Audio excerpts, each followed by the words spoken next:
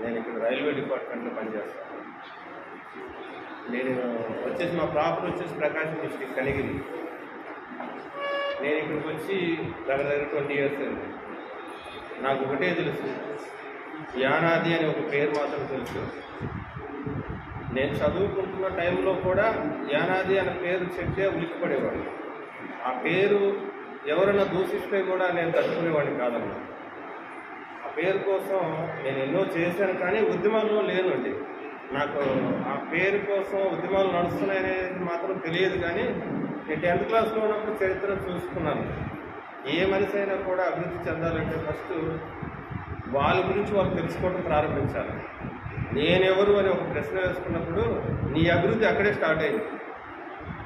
మన జాతి ఇప్పటి వరకు కూడా నేనెవరు అనేది ఇంతవరకు ప్రశ్నించుకోలేదు. ఎందుకంటే మా నాన్న మా అమ్మ చిన్నప్పుడు చెప్పేవాళ్ళు, ఆకాశంలో నక్షత్రాలు 3 నక్షత్రాలు చూపించేవాళ్ళు. ముందు పోయాడు ముత్రాసుడు, మధ్యలో వాడు పోయాడు, వెనక పోయాడు యానాదుడు. అంటే వెనక అనేది చిన్నప్పటి నుంచి చెప్తా ఉన్నారు పిల్లల దగ్గర నుంచి. యానాదుడు వెనక, ముందుకు ఎప్పుడు రాడా యానాదుడు.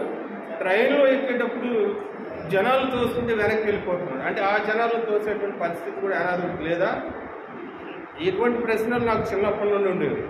ఈ ప్రశ్నలతో నేను ఏమనుకునేవాడినంటే యానాదుడు అంటే వెనకోడు కాదు ముందోడు అనేది నా ఆలోచన.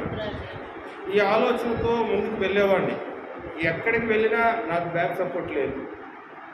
నేను వేసుకున్న డ్రెస్సును చూసి నా బీఈడి సీటు క్యాన్సిల్ చేశారు. ఎందుకంటే నువ్వు యానాది కాదు, పోయి మీ ఇంటికి పోయి మీ అమ్మా నాన్నని అందరిని తీసుకురా, క్యాస్ట్ వెరిఫికేషన్లో నువ్వు యానాది కాదనేస్తారు. యానాది కాదంటే నువ్వు నన్ను యానాది కాదని ఎలా అంటావు మేడం అంటే, ఏమన్నా ఉందా మనకి భాష? లేదు. ఎవడన్నా దొంగ దూరేదానికి కూడా మన కులం బాగా అడ్డగోలుగా ఉంది. మరి ఇటువంటి ఆలోచనతో నేను చిన్నప్పటి నుంచి కూడా బాధలు అనుభవించాను. నేనే మొదటగా వెళ్ళేవాడిని, అన్ని దెబ్బలు తిన్నాను, కానీ అణిగిపోయాను. నాకు సపోర్ట్ కావాలి, ఒక యుద్ధం చేయాలని అప్పుడప్పుడు చూస్తే ఇందులో ఏంటో కులాల్లో మళ్ళీ ఈ కులంలో ఏదో సంఘాలంట, అవి చూసిన తర్వాత అణిగిపోయాను పూర్తిగా. ఒక ఆయన పేరు చెప్తే ఇంకా ఆయనకు నచ్చడం లేదు, ఇంకొక ఆయన పేరు చెప్తే ఆయనకు నచ్చడం లేదు. అంటే వీళ్ళలో ఏదో ఉంది, కలుషితం ఉంది. కలుషితం కాదు, నాకు కావాల్సింది యానాది అనే దానికోసం నేను మరి పెంచలే గారిని కలవడం జరిగింది. ఎందుకంటే మా రైల్వేలో కొంతమంది, ఇందాక అన్నగారు ఒక ఆయన చెప్పారు, క్యాస్ట్ సర్టిఫికేట్ కోసం వెళ్తే కులం సర్టిఫికేట్ అడుగుతున్నారు, సంఘం లెటర్. ఇదేంటి అని ఆ సఫర్ నేనయ్యాను. ఆ సఫర్తో నేను తీసుకున్న తర్వాత మా డిపార్ట్మెంట్ వాళ్ళని అక్కడ తీసుకెళ్ళటం, సరస్వతమ్మ గారు ఉండి మీలాంటి వాళ్ళు ఒక గ్రూప్ని ఏదైనా క్రియేట్ చేయొచ్చు కదా బ్రదర్ అంటే, నేను అప్పుడు ఏబ్యాక్ సొసైటీ అనేది నేనే క్రియేట్ చేశాను. Online group, WhatsApp group. అందులో అప్పటి నుండి నేను యాక్టివ్గా పనిచేయాలి.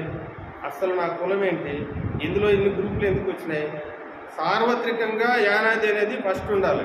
మనం ఎన్నైనా ఉండొచ్చు, యానాదులు అనగానే అందరు కలవాలి. అడ్రస్ లేని బస్సులాగా ఎన్ని రోజులు తిరగాలి? ఎవరెక్కుతారా బస్సులో?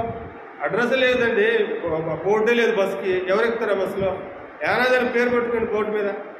అంతెందుకు, నేను చూసిన ఒక విచిత్రం ఏమంటే, అగ్రకులాలని చెప్పుకునే వాళ్ళల్లో వాళ్ళ ఇంట్లో 2 పిల్లలు చనిపోతే 3వ బిడ్డకి యానాది రావు అని పేరు పెడుతున్నారు.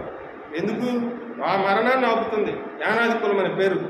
వాడింట్లో పుట్టే బిడ్డకి ఇంకో బిడ్డని మింగకుండా మరణం యానాది కులం ఆపుతుంది. అంటే నీ శక్తి నీకు తెలియలేదా? వేరే కులానికి తెలిసిపోయింది యానాది పేరు పెడితే మరణం ఆగిపోతుందని. నీ పేరు చెప్పుకుంటే నువ్వు ఆగిపోతున్నావు. ఫస్ట్ నీ పేరు నువ్వు చేసే ఆఫీసుల్లో నా పేరు తెలిస్తే నన్ను ఎక్కడ తొక్కేస్తారో, నన్ను ఎక్కడ చిన్న చూపు చూస్తారో. నాతో ఉన్నటువంటి 4 వయస్సులను అడిగాను ఈ గ్రూప్లో జాయిన్ చేసేదానికి. వద్దు మా పేర్లు పెట్టవద్దు. ఏమి, ఎందుకు? మాకు ఓపికలు ఉండవండి అంటారు. ఎందుకు లేవండి ఓపికలు? మీరు వచ్చిందంతా ఎస్సీ ఎస్టీ బ్యాక్లాగ్ పోస్టులే కదా ఆర్ఆర్బీలో, మరి ఇప్పుడు ఎందుకు రావడం లేదు? దాన్ని వాడుకొని పైకి వచ్చారా? పేరు మాత్రం వద్దు. కాబట్టి నాది ఒక చిన్న ఉద్దేశం ఏంటంటే, నాకు మాట్లాడటం అది పెద్దగా తెలియదు, నా ఎమోషన్తో నేను మాట్లాడుతుండొచ్చు. కులం కోసం ఏదైనా చేసేదానికి నేను రెడీ. యూజ్ మీ అంటే డస్ట్బిన్ కూడా పేరు రాసి పెట్టుకుంటుంది, యూజ్ మీ అని. ఆ డస్ట్బిన్లో పేపర్ వేయకపోవడం మంది తప్పు, అందులో డబ్బులు వేస్తే. కాబట్టి యూజ్ మీ అన్నప్పుడు నేను వైట్ పేపర్ లాంటి వాడిని. నేను ఏ విధంగా అయినా కూడా మీ అందరితోటి నేను మమేకమయ్యేదానికి సిద్ధంగా ఉన్నానండి.